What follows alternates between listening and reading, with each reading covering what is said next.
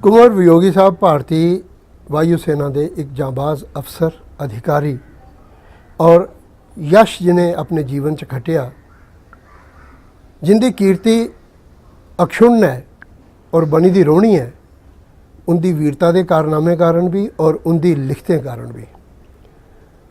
घर उनकी ऐसी कृति ही जिसी 1980 च साहित्य अकादमी का पुरस्कार उन्हें गित हुआ।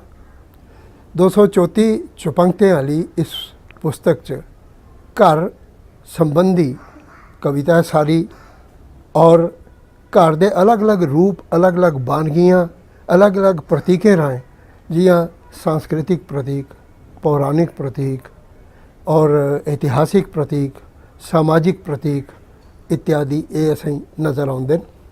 बड़े अच्छे सुंदर बिंबन और उनदे च गतिशीलता दिखने असें मिलती है। बड़ी अच्छी किताब इस लिहाज करने, और उनकी एक ख़ास कंट्रीब्यूशन मैं चेचे तौर पर उसी याद करना। पहलियां बांगा उनकी सॉनेट्स की किताब है, जिस कोला पहले डोगरी च ना ऐसी किताब आई ना बाद च आई।